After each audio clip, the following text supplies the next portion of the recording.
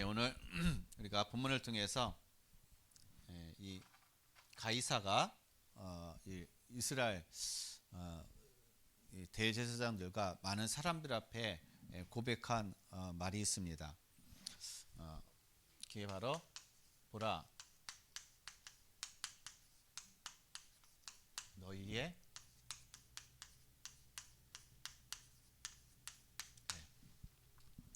오늘이 제목입니다. 이 14절에 가이사가 고백한 말, 보라 너희의 왕이로다. 그리스도가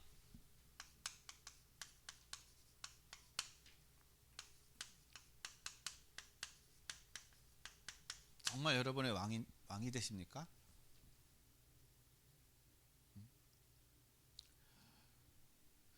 그리스도가 여러분의 왕으로 여러분들이 믿고 왕으로서 여러분들이 그리스도 안에 누린다면은 걱정할 것이 하나도 없죠. 근데 여러분들이 그리스도를 왕으로 누리는 왕으로 생각하고 왕으로 믿는 것이 아니라 그리스도를 여러분이 종으로 생각한다면, 그리스도가 나의 필요를 채워주고 내 인생에 뭔가 디딤돌이 되는, 내가 이 땅에서 뭔가 성공하고 뭔가 꿈을 이루기 위한 하나의 그냥 디딤돌로 여러분이 생각한다면은, 즉 그리스도를 그냥 여러분의 인생에 뭔가 도움을 받는 그러한 어떤 측면으로 여러분이 받아들이고 생각한다면은, 여러분은 늘 염려 근심 속에 있을 수밖에 없고 늘 여러분은 종으로 살아갈 수밖에 없는 그런 삶이라는 것입니다. 그러나 여러분들이 그리스도를 왕으로 받아들이고 왕으로 믿고 그 안에서 여러분 누린다면, 여러분은 종의 인생이 아니라 왕의 삶이 된다는 사실이에요. 예수님은 하나님의 아들로서 또 온 세상 우주의 왕으로서 그 권세와 그 신분이 있는데, 예수님은 우리를 구원하기 위해서, 저와 여러분들을 구원하기 위해서 왕의 모든 신분을 다 내려놓고 우리의 형상, 사람의 형상을 입고 이 땅에 내려오셨다는 것입니다. 우리를 섬기기 위해서, 우리를 구원하기 위해서 그리스도는 왕의 모든 것을 다 내려놓고 내려오셨다는 거예요. 여러분, 세상의 왕은 어떻습니까? 세상의 왕은요, 권력과 뭔가 자기의 힘을 가지고 누리려고 하는 거예요. 세상의 왕은 겉으로는, 말로는요, 백성을 생각한다, 백성을 위한다 하지만은, 그러나 진짜 세상의 왕은 안 그래요. 겉으로는 그러지 안에는요, 다 자기의 권력과 힘을 유지하기 위해서 수단과 방법을 가리지 않는 것이 세상의 왕이라는 것입니다. 이 세상에 힘 있는 자들인 거예요. 겉으로는 백성을 위한다고 해요. 겉으로는 나라를 위한다고 합니다. 그러나 보게 되면요, 다 그렇지 않다라는 거예요. 여러분, 아마 역사를 통해서라든지, 그리고 우리의 어떤 시대의 어떤 그런 계속적인 대통령이 바뀌고 또 다른 나라의 어떤 그런 대통령의 그런 것들을 보게 되면, 실제로 여러분의 마음에 드는, 완벽하게 마음에 드는 그런 왕이 있었습니까? 그런 대통령이 있었어요? 한 사람도 없다라는 것입니다. 다 뭔가의 자기의 어떤 이 권력, 자기의 자리를 유지하고 그것을 끝까지 누리기 위해서 수단과 방법을 가리지 않는 것이 바로 세상의 왕들인 거예요. 근데 우리는 뭔가 어떻게 세상에 뭔가 기대를 하는 거야. 이 사람이 되면은, 이 사람이 대통령이 되고 이 사람이 권력을 쥐면 좀 우리가 나아지겠지? 여러분, 거기에 다 속으면 안 돼요. 세상에는요, 믿을 사람 한 사람도 없습니다. 다 자기의 어떤 이것을 위한 그런 사람들이라는 거예요. 정말 세상의 왕이라면은요, 백성을 생각하는 것이고, 정말 세상 자기 왕이 정말 참된 왕이라면은 자기의 모든 것을 헌신하면서 이 백성들을 두루두루 살피고 하는 어떤 그런 것이 진짜 왕이라는 것입니다. 근데 세상은요 안 그래요. 그러면 이 세상 왕을 처음에는 어떻게 해요? 좋게 시작했죠. 좋은 마음으로 출발하죠. 그런데 시간이 지나면 지날수록 점점 자기의 이런 숨어있는 야망들이 드러난다는 것입니다. 그럼 왜 그럴까요? 다른 거 아니에요. 이 사단의 나라, 사단이요 뭘 하느냐? 바로 세상 왕을 잡고 있는 거예요. 사단이 세상의 왕을 잡고 있다는 것입니다. 즉 에베소서 6장 12절 말씀 보면은요, 이 세상의 통치자들, 권력자들 누가 잡고 있어요? 사단이 잡고 있다는 겁니다. 세상의 통치자들과 권력자들을 꽉 잡고 있어가지고 사단은요 자기의 뜻대로 자기의 마음대로 어떻게 해요? 이 권력자들을 이용하고 있다는 거예요. 이 권력자들을 사용하고 있다는 것입니다. 그래서 이 사단은요 이런 것을 가지고 힘을 가지고 자기의 세력들을 자기의 어떤 나라들을 점점 확장해 나가고 궁극적으로는 다 멸망하게 만들어 버리는, 다 망하게 만들어 버리는 그것이 바로 사단의 나라인 거예요. 그러니까 세상 왕은 다 누구에게요? 사단에게 딱 붙잡혀 있다라는 거예요. 사단의 조정을 다 받고 있다라는 것입니다. 바로 통치자와 권력자들이 다 그렇다라는 거예요. 그래서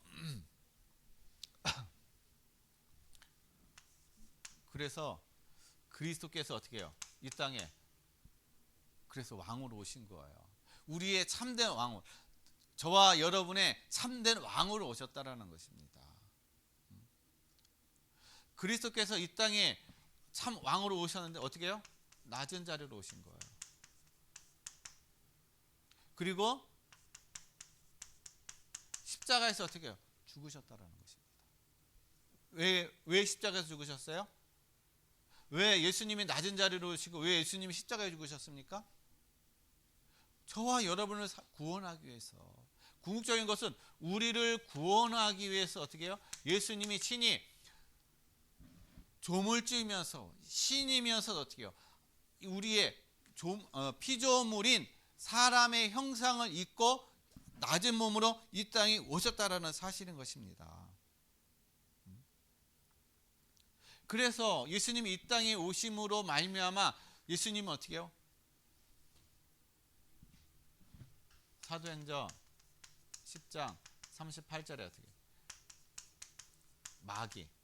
마귀에게 눌린 자들을 어떻게 해요? 다 해방시켜주는. 이 땅에 예수님이 이 땅에 오신 이유는 마귀를 어떻게, 마귀에게 눌린 사람들, 마귀에게 붙잡힌 사람들, 마귀에게 이용당한 사람, 마귀에게 포로된 사람들 어떻게 해요? 다 구원하고 다 거기서 어떻게 해요? 해방해 주기 위해서, 우리를 구원해 주기 위해서 그리스도께서 오셨다라는 거예요. 그래서 예수님은 이 땅에 왕으로 오셨는데 권력자로 오신 것이 아니에요. 자신의 어떤 그런 왕적인 그런 권세, 왕적인 어떤 그런 것을 이 땅에서 누리기 위해서 오신 것이 아니라 이 세상을 지배하고 있는 사단, 복음을 알지 못하고 하나님을 떠남으로 인해서 하나님 없이 살아감으로 세상에서 멸망 가운데 살아가고 있는 이 세상을 구원하기 위해서 그리스도께서 오셨다라는 것입니다. 아무 힘도 없고 연약하고 아무런 능력이 없어가지고 뭔가 인생의 삶에 소망도 없고 힘도 없고 좌절 가운데 살아가는 우리를 구원하고 우리에게 영원한 생명을 주시기 위해서 그리스도께서 오셨다라는 사실이에요. 그래서 이 그리스도께서는요 이 땅에 왕으로 오심으로 말미암아 뭘 하셨냐? 저와 여러분이 어떻게 해요?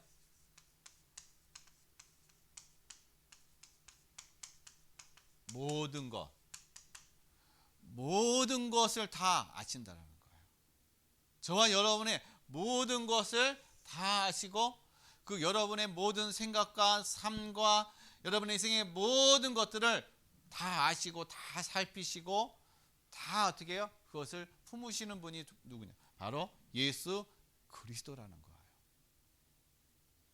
세상의 왕은요, 세상의 권력자들은요, 백성들의 한 사람 한 사람 다 헤아리지 못해요. 자기가 좋아하는 사람, 자기에게 맞는 사람만 조금 관심 갖고 저기 하지, 모든 사람들을 다 어떻게 해요?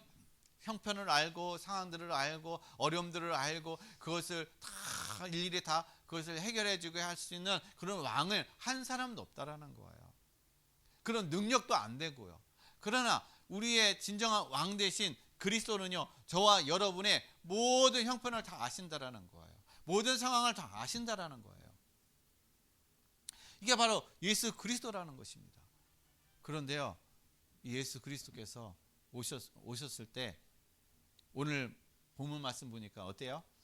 너무 사람들이 봤을 때 형편이 없는 거예요. 너무 연약한 겁니다. 너무 힘이 없는 거예요. 이 로마 병정들에 잡혀가지고요, 빌라도 재판석에서 재판받는데 아무런 힘이 없어요.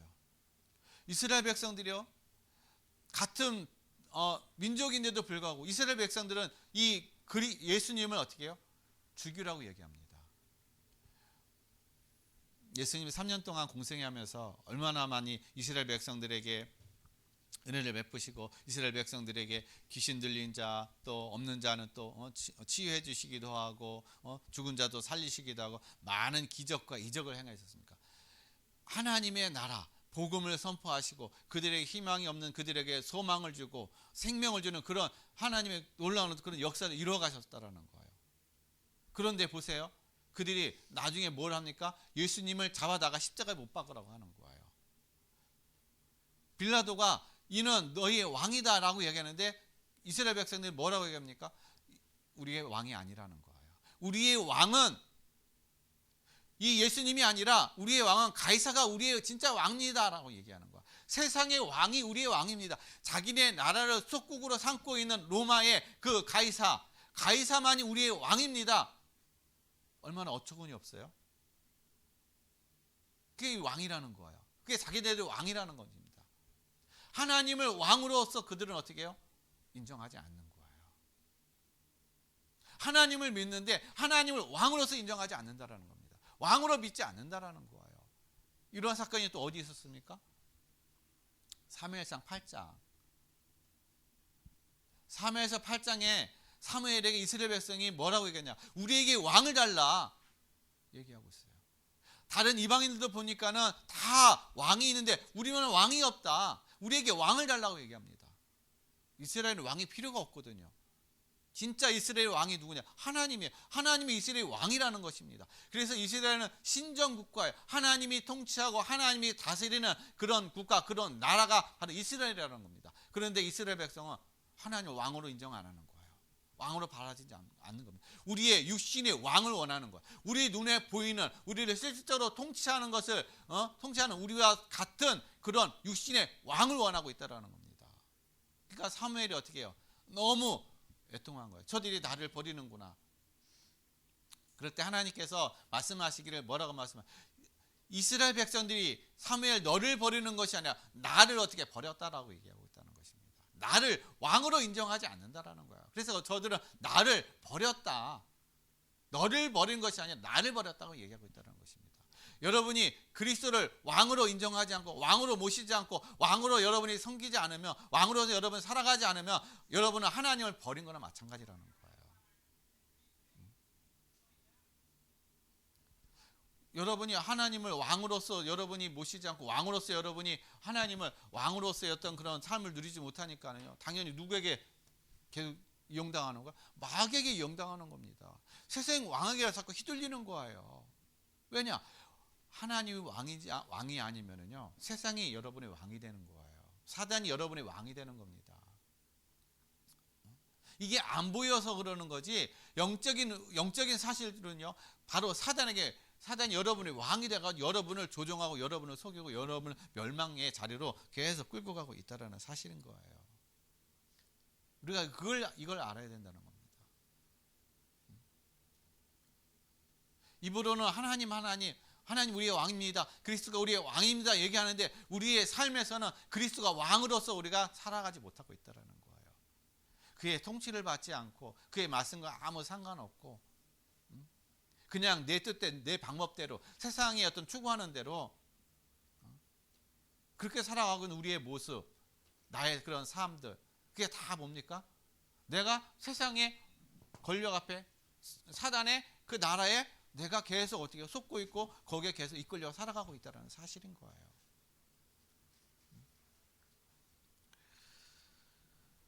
그래서 여러분 오늘 이 빌라도가 이스라엘 백성들한테 보라 너의 왕이니라, 재판 자리에서 채찍에 맞아가지고 몸이 몰골이 아주 형편없는 어떤 그런 상황이었던 이 예수님, 그들이 봤을 때 예수님은 너무 그들의 왕으로서의 어떻게요? 그 자격이 그런 왕으로서의 어떤 그런 왕으로서의 어떤 그러한 이 권세와 그런 것들이 하나도 없다라는 거예요. 그래서 인정하지 않는 겁니다.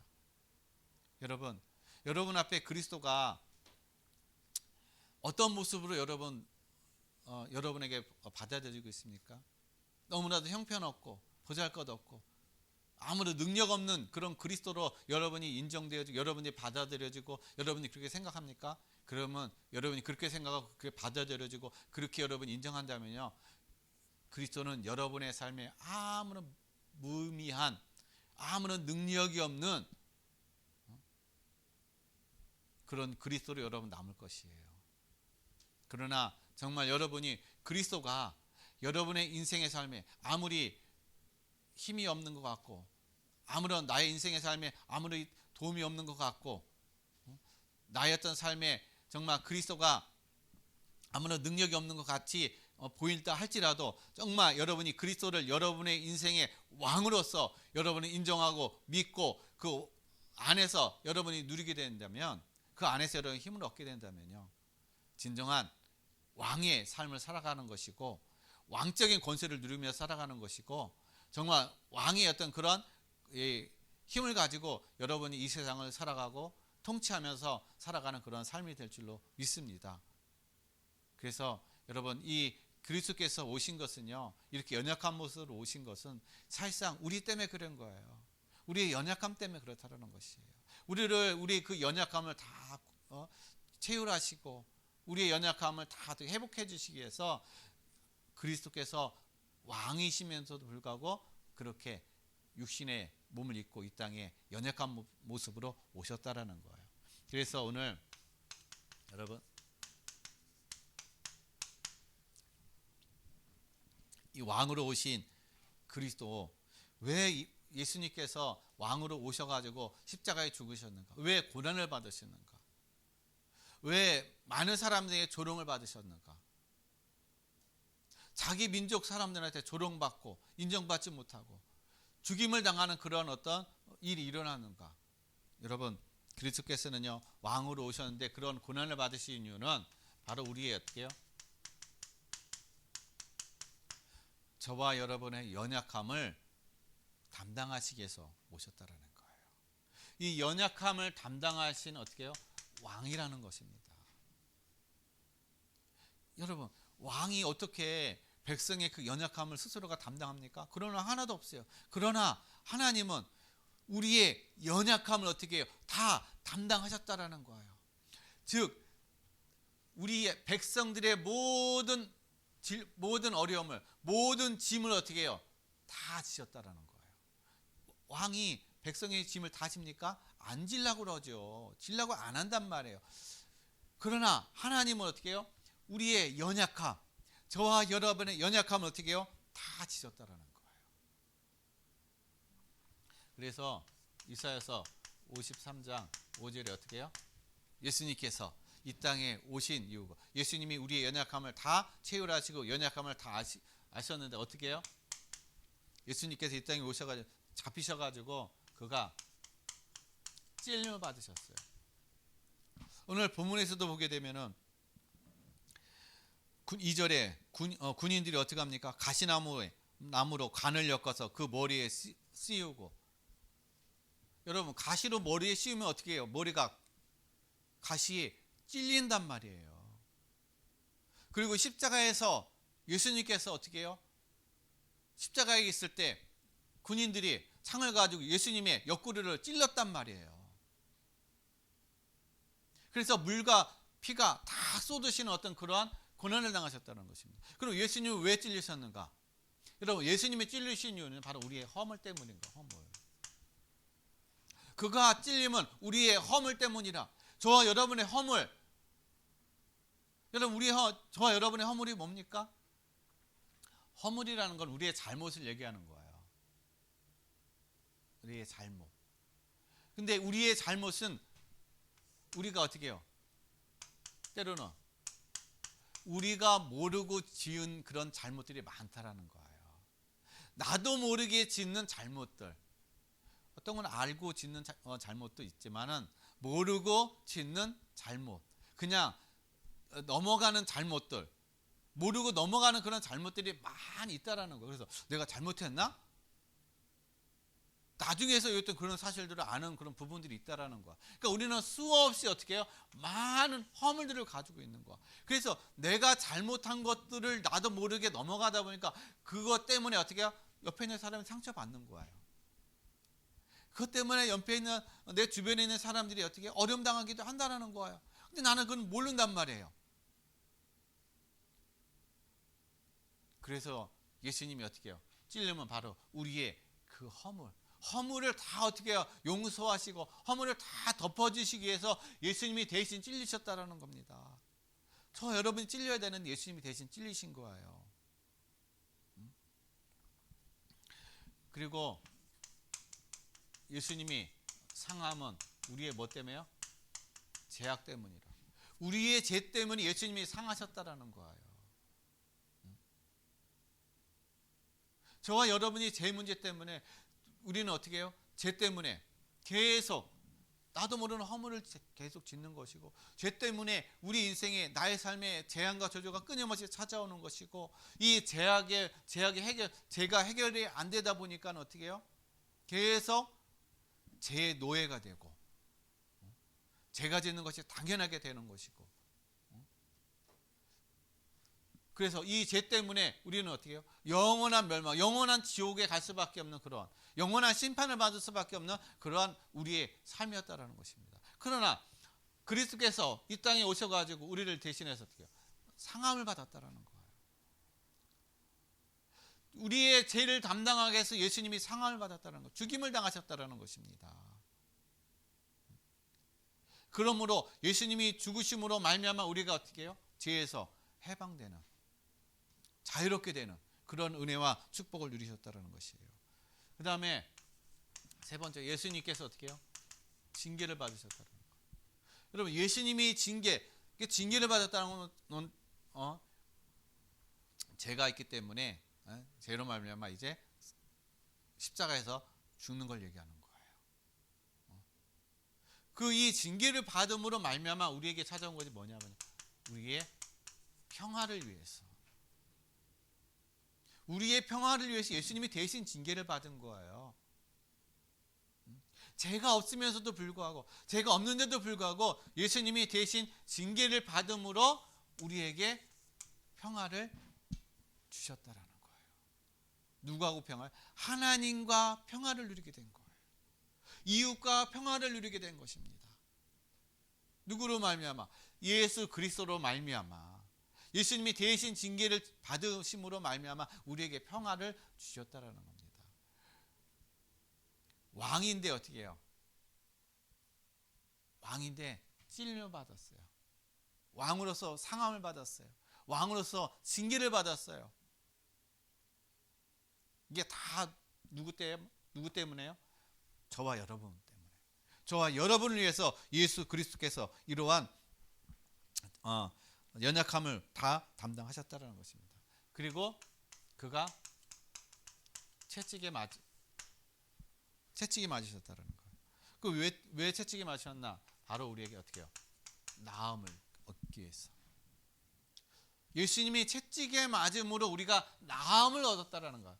질병에서 나음을 얻게 되고, 고통에서 나음을 얻게 되고.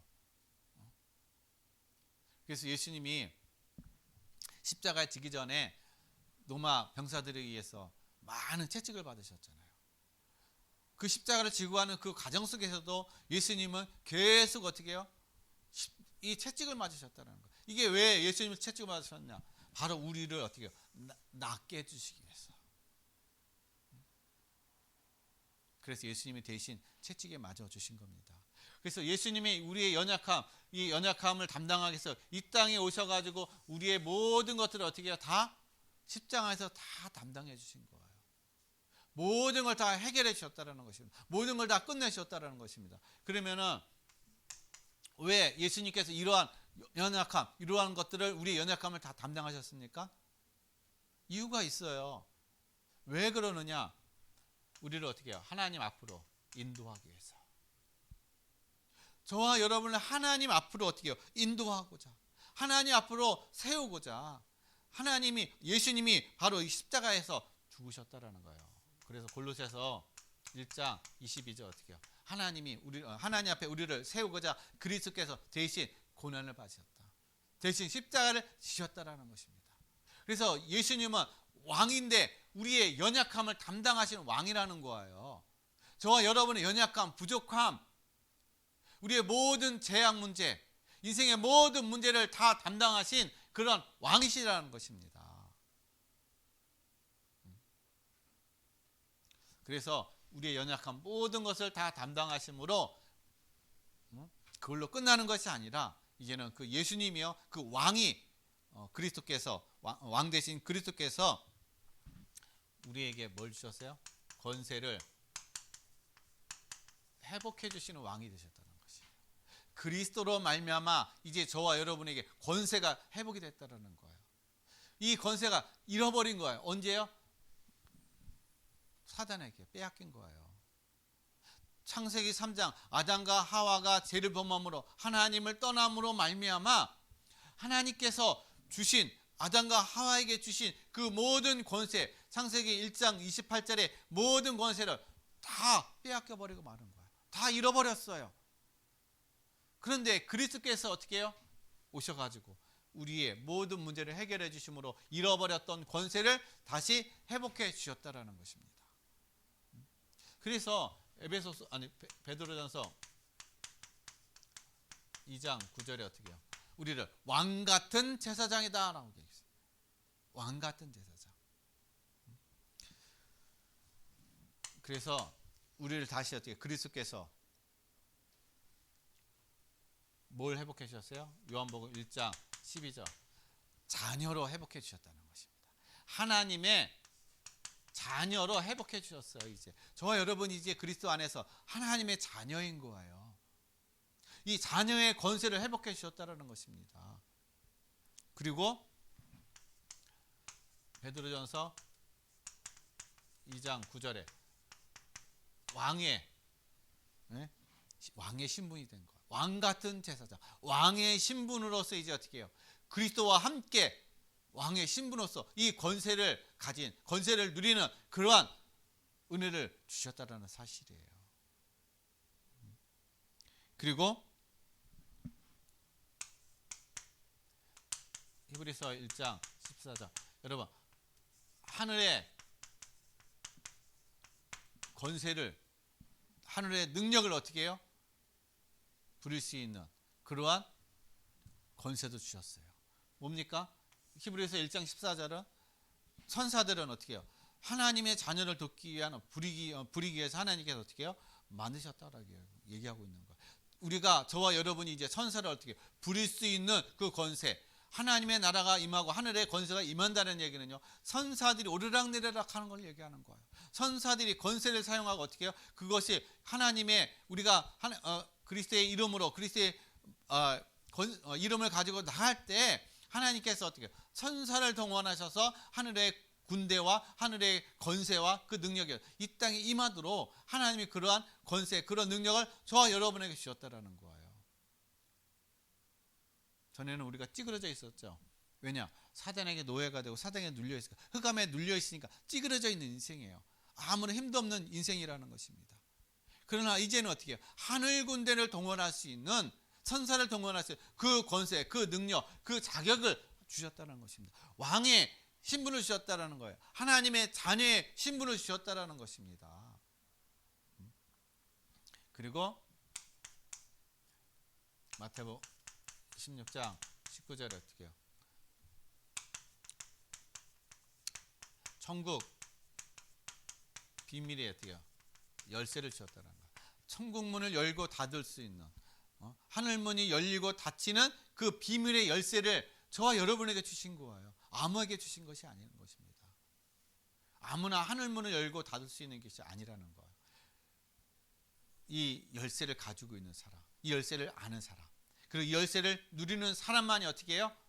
바로 천국 문을 열고 닫는 그 권세를 그 권세를 누릴 수가 있다라는 거예요. 그래서 그리스도께서 왕으로 오셔가지고요, 우리에게 어떻게 해요? 이 권세를 회복하게 해주신 거예요. 이제 저와 여러분은 왕이라는 것입니다. 하나님의 자녀라는 거예요. 비록 지금 우리가 육신으로는 연약해 보이고 육신으로는 아무것도 없는 것 같고 육신으로 봤을 때는 정말 보잘것없는 인생인 것 같고 무능력한 인생인 것 같은데, 그러나 여러분의 영적인 신분은요, 하나님의 자녀인 거예요. 왕의 신분이라는 것입니다. 하늘문을 천사를 부릴 수 있는 그 권세도 주셨다라는 거예요. 천국문을 열고 닫는 그 권세도 주셨다라는 거예요. 이제 여러분, 예수 그리스도께서 우리의 눈에 육신으로 오셨을 때 연약해 보이고 아무 힘 없는 것 같이 보였지만, 그러나 그 예수 그리스도께서 가진 그 권세와 그 왕의 그 권세와 능력과 그 힘은요, 보이지 않는 것이라는 거예요. 마찬가지예요. 저와 여러분도요, 육신으로는 연약해 보이지만, 그러나 여러분 안에 여러분의 영적인 신분은 이제는 어떻게 바뀌었다라는 것입니다. 그리스도 안에서 왕적인 신분이라는 거예요. 하나님의 자녀라는 것입니다. 여러분, 이것을 믿고 이것을 누리는 저 여러분의 그런 삶이 되시길 바랍니다. 그래서 여러분, 우리의 눈에 보이는 이 왕 대신 그리스도가 보잘것없는 왕이 아니라는 거예요. 형편없는 왕이 아니라는 겁니다. 자기의 이득을 위한 왕이 아니라는 거예요. 이 우리 눈에 보이지 않는 이 그리스도, 연약해 보이는 이 그리스도는요, 이제 저와 여러분에게 어떻게 해요? 우리의 모든 것을 채울하시고 우리의 모든 것을 아시고 우리의 모든 연약함을 담당하신, 그리고 우리의 잃어버렸던 모든 권세를 회복해 주신 참된 왕이시라는 거예요. 우리의 슬픔과 우리의 고통과 우리의 모든 것을 함께 하시는 참된 왕이시라는 것입니다. 그래서 이 그리스도께서 왕으로서 이제는 어떻게 해요? 저와 여러분을 왕의 사신으로 이제 보내셨다는 거예요. 하나님이 그리스도 안에서 저와 여러분을 이제는 왕의 사신으로 보냈다는 것입니다. 그래서 고린도후서 5장 20절, 여러분, 사신이 뭡니까? 사신이 하는 거는요, 왕의 명령, 왕의 명을 받고 다른 나라에 가는 거예요. 그래서 다른 나라에 가가지고 그 나라의 왕의 뜻을 전달하는 것입니다. 자기의 뜻을 전달하는 게 아니에요. 자기의 생각을 얘기하는 게 아닙니다. 왕의 의중, 왕의 서신을 가지고 전달해 주는 거예요.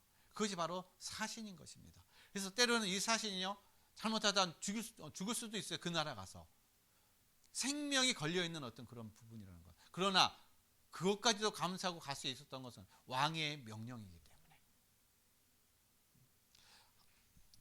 그리스도께서 저와 여러분을 어떻게 해요? 왕의 사신으로 보내셨어요. 어디요? 이 세상으로. 여러분이 있는 현장에 왕의 사신으로 보냈다는 것이에요. 그래서 사신으로 그냥 보낸 것이 아니라 우리에게 뭘 주셨어요? 어명을 주셨다는 거예요. 여러분, 어명은 왕이 전달하는 게 어명이잖아요. 말씀이 어명이잖아요. 이거는 그 누구도 어떻게 해요? 바꿀 수가 없는 것입니다. 어명은 그 누구도 어길 수가 없는 거예요. 그래서 하나님이 우리에게 이 어명을 주셨어요. 이 어명이 뭡니까? 말씀인 거예요. 말씀이 어명이에요. 하나님 말씀이. 그래서 저와 여러분이 이 말씀을 받으셨다라는 거예요. 그래서 이 말씀은 어떤 말씀입니까? 고린도후서 5장, 화목하게 하는 말씀이에요.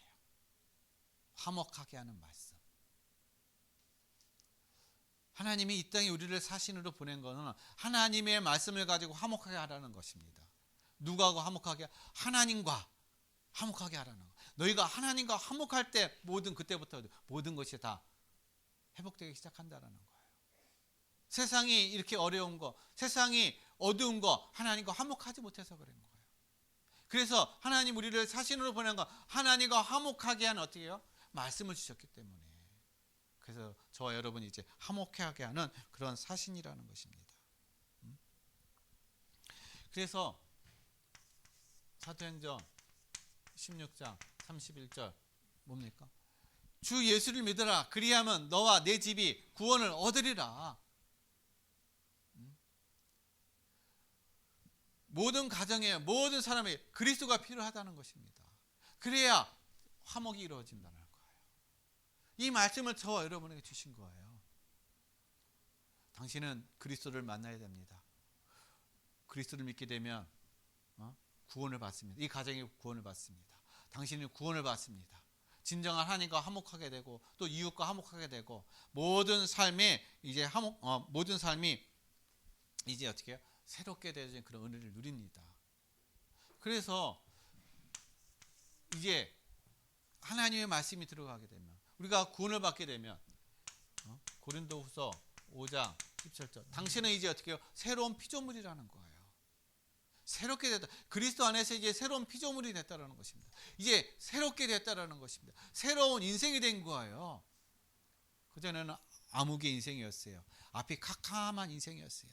늘 무거운 짐만 지고 가는 그런 고달픈 인생이었습니다. 그러나 이제는 그리스도 안에서 저와 여러분은 어떻게 해요? 새로운 인생, 새로운 삶이 됐다는 것이에요. 이제 이 새로운 삶이 됐기 때문에 누가요? 왕 대신 그리스도께서 저와 여러분의 모든 삶을 다 어떻게 해요? 책임져 주시고 모든 삶을 다 주관하고 계시고 모든 삶을 다 어떻게 해요? 이끌어 가신다라는 거예요. 왕이 하는 역할이 뭡니까? 여러분 왕이 하는 역할은요 백성을 다스리는 것, 백성이 행복하게 살아가게 해주는 것이 바로 왕이 하는 역할이라는 것입니다. 그러나 세상의 왕은요, 사단은요 절대로 우리를 행복하게 할 수 없고 절대로 우리에게 모든 문제를 해결할 수 없다는 것이에요. 그러나 참 왕 대신 그리스도께서는 우리에게 참 왕이 되셔서 우리의 모든 것을 다 해결해 주시고 모든 문제를 아시고 우리의 연약함을 아시고 우리의 고통을 다 아셔서 우리의 모든 것을 어떻게 해요? 인생을 책임져 주시고 인도해 주시는 그런 참된 왕이시라는 것이에요. 그래서 참된 이 왕 대신 이 그리스도께서 저와 여러분을 이제 어떻게 해요? 사실로 보내셨다는 겁니다. 그 역할을 감당할 수 있는 것이 바로 하나님 말씀인 거예요. 말씀을 가지고 정말 이 참된 사신의 그런 역할을 감당하는 저와 여러분의 삶이 되시길 바랍니다. 그 다음에요. 하나님이 저와 여러분을 누구예요? 뭐로다가 세우시느냐? 중매자. 여러분 중매자가 하는 역할이 뭡니까? 고린도후서 11장 2절 말씀 보면요. 사도 바울이 내가 너희를 어떻게 해요? 한 남편 대신 그리스도를 너희에게 중매를 한다라고 얘기했어요. 저와 여러분은요 이제 어떤 역할이냐? 중매자 역할인 거예요. 누구하고 누구요? 그리스도를 연결해주는, 하나님을 알지 못하고 그러니까 그리스도를 알지 못하는 그들에게 그리스도를 연결해주는, 그리스도를 알게 해주는 그런 중매자의 그런 직분이라는 거, 중매자의 그런 어떤 사명을 감당하고 있다는 것이에요. 그러면 여러분 중매자는 어떻게, 세상에서 중매자는 어떻습니까? 누가 중매자를 참된 중매 역할을 할 수가 있어요? 양쪽 다 아는 사람이에요. 양쪽 다 모든 상황을 아는 사람만이 진짜 중매 역할을 할 수가 있는 것입니다. 근데 한쪽만 알면 어떻게 해요? 이거는 큰일 나요. 문제가 생긴다라는 겁니다. 잘못될 수가 있다라는 거예요. 저 여러분을 하나님이 중매자로 세워졌다는 것은요, 그리스도를 알고 또 세상을 알고 세상의 문제가 무엇인지를 알고, 그래서 세상이 오직 그리스도만이 세상을 살릴 수 있고 그리스도만이 세상의 답이라는 정확한 사실을 저와 여러분이 알기 때문에, 그래서 참된 중매자로서의 어떤 그런 역할을 감당할 수 있기 때문에 어떻게 해요? 중매자로 세우신 거예요. 그 역할을 감당하신 겁니다. 그래서 이 모든 상황들을 여러분 세상을 살려가는 참된 그런 중매자의 그런 직분을 잘 감당하는 저와 여러분의 그런 삶이 되시길 바랍니다. 그 다음에 빛을 선전하기 위해서인 거예요. 베드로전서 2장 9절. 우리를 왕 같은 제사장으로 세워주신 것은요, 바로 이 빛을, 그리스도의 생명의 빛을, 이 빛을 선전하기 위해서 우리를 불러주셨다는 것입니다. 우리를 사신으로 지금 어떻게 해요? 보내셨다는 거예요. 이 세상은 빛이었기 때문에, 참된 생명의 빛이었기 때문에 이 생명의 빛을 선전하고 이 생명의 빛을 알게 하기 위해서 하나님이 저와 여러분을 왕의 사신으로서 보내셨다는 사실인 것입니다. 왕의 사신으로 보냈다는 얘기는, 사신이라는 건요, 그만큼 왕의 그런 권세도 가지고 있는 거예요. 왕적인 신분을 가지고 있는 것입니다. 여러분을 해한다, 여러분을 모욕한다. 누구를 모욕하는 거야? 왕을 모욕하는 것입니다. 왕을 해하는 것입니다. 그만큼의 어떻게 여러분에게는 어떻게요? 권세가 있는 것이고 힘이 있는 거예요. 여러분을 함부로 할 수 있는 자가 그래서 아무도 없다라는 것입니다. 왜냐? 여러분의 뒤의 배경은 바로 하나님의 나라, 하나님이 여러분의 왕이시고 여러분을 함께 하시고 여러분을 인도하시는 참된 왕이시기 때문에 그렇습니다. 그래서 이제 결론을 맺습니다. 여러분, 이제 우리는요, 세상을 볼 때, 모든 문제를 볼 때 말씀 안에서 여러분 왕의 눈으로 보시길 바랍니다. 하나님의 말씀 안에서 왕의 눈으로 보시길 바랍니다. 왕의 눈으로 보는 거예요.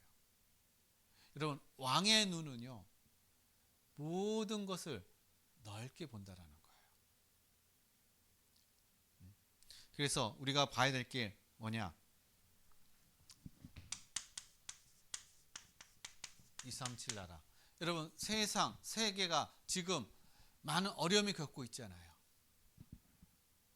많은 그런 어떤 세계가 지금 많은 혼란 속에 있습니다. 더군다나 더 중요한 거는요, 여러분, 세계가 지금 교회가 무너지고 있다는 거예요. 중요한 것입니다. 교회가 무너지니까는요, 세계가 무너지고 있는 거예요. 그러면 우리가 말씀을 통해서 왕의 눈으로 봤을 때 왜 교회가 무너지는가? 왜 세계의 교회들이 무너지는가? 왜 유럽과 미국과 각 나라들의 교회들이 점점 무너지고 있는가? 왜 힘이 없어지는가? 그걸 볼 수도 있어야 되는 거예요. 뭘 통해서 우리가 볼 수 있어야 됩니까? 여러분, 뉴스나 정보를 통해서 그냥 볼 때 그렇구나, 저런 일이 있었구나, 그렇게 보는 것이 아니라 그 뒤에 숨어 있는 이 문제가, 이 문제, 이 혼란이 올 수밖에 없었던 그 이유가 무엇인가, 그거를 하나님의 말씀을 통해서 왕의 눈으로 봐야 된다는 겁니다. 왕의 눈으로 봐야만이 어떻게 해요?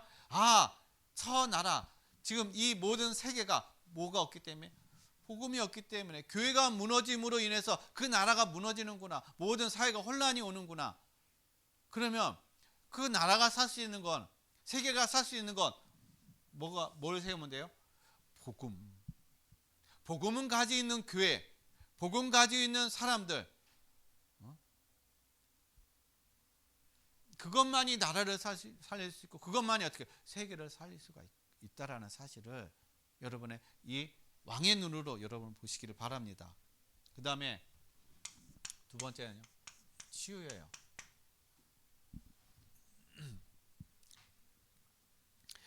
치유, 지금 현장에 많은 치유가 필요합니다. 그런데 이 치유는요, 영적 치유가 되어야 되는 거고요, 마음과 생각의 치유가 있어야 되고, 그 다음에 육신 치유가 있어야 됩니다. 이것이 바로 바른 치유가 일어나는 거예요. 세상은요 육신적인 치유만 합니다. 세상은 육신적인 치유만 해요. 왜요? 이거 위에는 모르거든요. 종교단체는요 마음과 생각을 치유해요. 종교단체는 마음과 생각을 치유합니다. 그런데 더 중요한 거, 영적인 치유를 못해요. 모르니까. 제일 중요한 게 뭐냐? 바로 영적인 치유인 거예요. 영적인 치유. 왜 인간이 고통 속에 있는가? 왜 사람이 마음과 생각이 왜 힘들어지는가? 왜 육신의 질병과 고통이 계속 찾아오는가? 그 원인이 뭔가? 바로 영적인 문제인 거예요. 영적인 것들이 치유가 안 되니까 이런 문제가 찾아온다라는 거예요. 그래서 이 치유를 하기 위해서는 어떻게? 히브리서 4장 12절 하나님의 말씀이 필요한 거예요. 하나님의 말씀만이 어떻게 해요? 우리의 영과 혼과 육을 온전히 치유하는 그런 능력이 있다는 거예요. 온전한 치유가 일어난다는 거예요. 그래서 히브리서 4장 12절 말씀, 하나님의 말씀은 살아있고 운동력 있고 운동력에서 자유에 나서 어떤 것보다도 예리해요. 혼과 영과 관절과 골수를 찔러 쪼개기까지 하느니라. 그러니까 우리의 마음과 생각까지 다 아시고 우리를 치유하시고 회복하시는 것이 바로 하나님의 말씀인 거예요. 그래서 먼저 영적인 치유가 일어나야 되고 그 말씀 속에서 우리의 생각과 마음이 어떻게 해요? 치유가 일어나는 겁니다. 그래야 육적인 것도 이제 자연스럽게 치유가 일어난다는 거예요. 네, 우리 주변의 현장에요. 이렇게 무너져 있는 사람이 너무 많다는 거예요. 그래서 하나님이 여러분의 왕적인 권세를 주셨어요. 왕적인 권세를 주셨다는 건 왕은 뭡니까? 말씀, 엄명이에요. 말씀을 한번 선포하면 그 말씀이 그대로 이루어진다는 거. 따라야 되는 거예요. 하나님이 그 권세를 주셨어요. 왕적인 권세. 그래서 하나님의 말씀을 여러분 믿음으로 선포할 때 그 말씀이 그대로 성취되어지고 그 말씀에 역사가 일어나는 그러한 능력 있는 그런 삶이 될 줄로 믿습니다. 그 다음에 세 번째요. 서밋의 현장이에요. 서밋은 바로 엘리트를 얘기하죠. 여러분 엘리트 현장 겉으로 보기에는 화려해 보이고 겉으로 보기엔 좋아 보이는데 어떻게 보면 이 엘리트 현장이요 다 병들어 있습니다. 엘리트 현장은요 속으로는 다 병들어 있어요.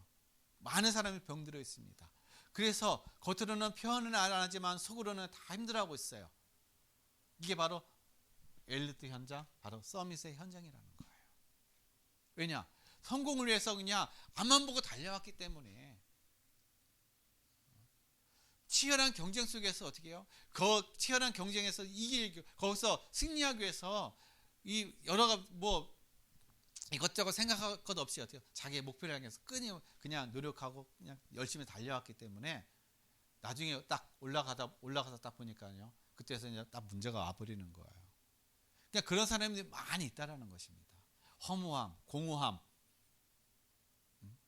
인생에 대한 어떤 그런 사회에 대한 어떤 그러한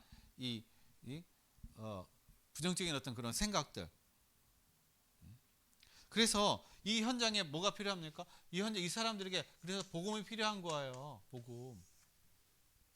복음이 필요한데 이 복음이 우리 일반 사람들이 가서 복음을 전할 수도 있지만 그런 사람들이 가서 이 서밋에 있는 이 사람들한테 복음을 전했을 때 이들이 그것을 받아들일 수 있는 그런 확률이 얼마나 될까요? 얼마 안 된다는 거예요. 그래서 교회에서 뭐를 합니까? 우리에게 영적 어떻게 해요? 서밋을 훈련시켜야 되는 거예요. 그리고 기능 서밋, 그 다음에 문화 서밋, 이런 서밋들을 어떻게 해요? 엘리트들, 교회에서 훈련하고 교회에서 이런 어떤 서밋들을 세울 수 있는 그런 시스템들이 만들어질 수 있도록, 시스템들이 세워질 수 있도록 우리가 기도하고 우리가 함께 마음을 모으고 함께 우리가 하나님의 인도를 받음을 통해서 한 사람 한 사람 우리 렘넌트들 한 명 한 명 어떻게 해요? 세상을 살릴 수 있고 이 서밋의 현장의 엘리트를 살릴 수 있는 그러한 시스템이 세워질 수 있도록 우리가 기도해야 된다는 그런 눈으로 봐야 된다는 겁니다. 그래서 왕이 어떻게 해요? 왕은요 그 한 나라를 자기 혼자서 다 다스릴 수가 없잖아요. 자기 밑에 신하들을 둬야 된다는 것입니다. 훌륭한 신하들, 능력 있는 신하들을 둬야 되는 거예요. 교회도 마찬가지예요. 현장도 마찬가지인 것입니다. 그래서 우리가 왕의 눈으로 여러분 이 모든 것을 여러분 보심으로 말미암아 정말 이런 시스템들이 세워지고 정말 현장에 살아나는 그런 참된 증인의 축복을 누려가시길 바랍니다.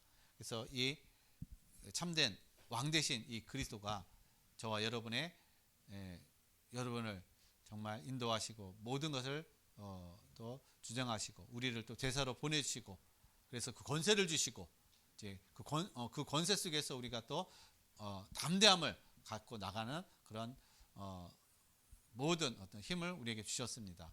우리가 믿고 우리가 나갈 때만이 이런 것을 누릴 수가 있습니다. 그래서 여러분 믿음으로 고백하면서 이 왕 대신 그리스도의 그 권세를 마음껏 누리며 현장을 살려가는 참된 증인의 응답과 축복을 누려가시기를 바랍니다. 기도하겠습니다. 하나님 아버지 감사드립니다. 오늘 우리에게 주신 말씀 보라 너희 왕이로다 하신 말씀 아버지 세상이 봤을 때 사람들이 봤을 때 보잘것없는 힘없는 연약한 왕이지만 그러나 그리스도는 우리의 참된 왕이시고 우리의 모든 연약함을 아시고 우리의 모든 문제를 해결하시고 모든 삶의 모든 것 되시는 그리스도임을 고백하며 나가게 하여 주시옵소서. 그래서 삶의 현장을 정복하고 현장을 살려가는 증인의 축복과 응답을 이루어가게 하여 주옵소서. 감사함을 드리며 거룩하신 예수 그리스도의 이름으로 기도드렸습니다. 아멘.